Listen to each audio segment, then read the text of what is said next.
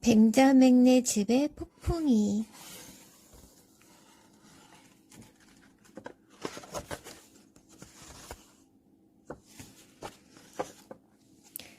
라디로즈 씨가 한 토끼를 만나 사랑에 빠졌어요. 그래서 둘은 결혼을 하고 부부가 되었지요. 토끼 부부는 딸기 언덕에 보금자리를 만들었어요. 굴을 튼튼하게 파고 온 가족이 살 수 있도록 방도 여러 개 만들었어요. 라디로즈 씨는 굴을 파고 또 파면서 언젠가 태어나게 될 아기들을 생각했어요. 그러면 더욱 힘이 솟았어요. 라디로즈 씨 부인은 집을 어떻게 꾸밀지 궁리를 많이 했어요. 아기들이 태어날 걸 생각하면 일하는 것도 신이 났지요. 아들 벤자맹이 태어났어요. 딸 렌도 태어났어요. 네 식구는 행복하게 지냈어요. 딸기 언덕도 계절이 바뀌었어요. 하얀 눈 내리는 겨울과 꽃 피는 봄이 지났어요. 햇빛 눈부신 여름이 지나고 비 내리는 가을이 왔어요. 가을 어느 날 세찬 폭풍이 몰아쳤어요. 사나운 바람이 생각했어요. 내가 계속 세게 불고 또 불면 토끼굴도 날아가 버리겠지? 하지만 토끼굴은 멀쩡했어요. 심술쟁이 천둥이 생각했어요. 내가 우르르 쿵쾅 소리를 지르면 벤자맹네 식구들이 벌벌 떨겠지? 하지만 토끼 가족은 서로 몸을 꼭 껴안은 채 조금도 떨지 않았어요. 얄미운 비가 생각했어요. 내가 마구 퍼부어서 개울이 넘치면 토끼굴도 물에 잠기겠지? 그러나 라디로즈 씨가 미리 물기를 파두어서 넘친 물은 토끼굴 멀리에서 흘렀어요.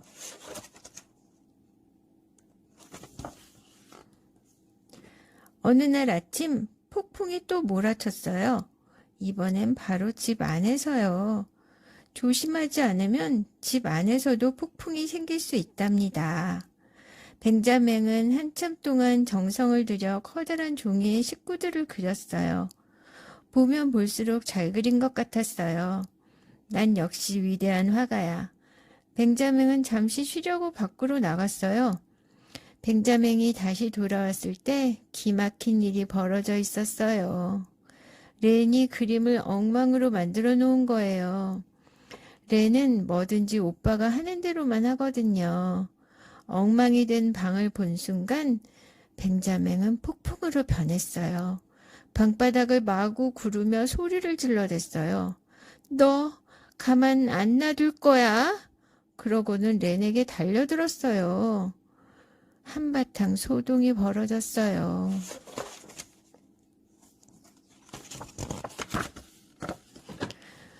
물감통들이 넘어졌어요. 종이들이 온 방 안에 휘날렸어요. 엄마가 놀라서 달려왔어요. 엄마는 야단도 치고 때려도 보고 살살 달래도 보았어요. 그래도 소용없었어요. 벤자민과 렌은 계속 울면서 떼를 썼지요. 엄마는 부엌으로 뛰어들어갔어요. 가스레인지에선 시커먼 연기가 피어오르고 있었어요. 과자는 새까맣게 탔고 스프는 끓어 넘쳤어요. 곧 식사 시간인데 먹을 게 아무것도 없었어요. 엄마도 결국 폭발해버렸어요. 얼굴을 감싼 채 엉엉 울기 시작했어요. 벤자맹은 아무 말도 못했어요. 창피한 마음에 벽장 속에 숨어버렸죠. 어린 렌도 지쳐서 바닥에서 잠들었어요. 그날 아침엔 못된 여우가 나쁜 속셈을 품고 어슬렁거리며 돌아다니고 있었어요. 마침 벤자맹네 집에서 요란한 소리가 들려왔어요. 여우는 누가 싸우는 걸 보면 무척 좋아했어요. 싸울 땐 둘 중 어느 쪽이든 잡아먹기가 쉽거든요. 여우는 문틈으로 집안을 들여다보았어요.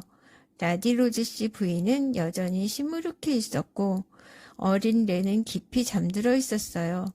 여우는 생각했어요. 지금이 튼튼한 이 집을 내 것으로 만들 기회로구나. 여우는 살금살금 토끼굴로 들어가서 구석에 숨어 희죽거렸어요. 단번에 달려들어서 온 식구를 한꺼번에 먹어치워야지. 그때 마침 밖에 나갔던 아빠가 집 안으로 뛰어들어와 렌을 안고 엄마와 뱅자맹을 밖으로 끌어내고는 문을 닫아버렸어요.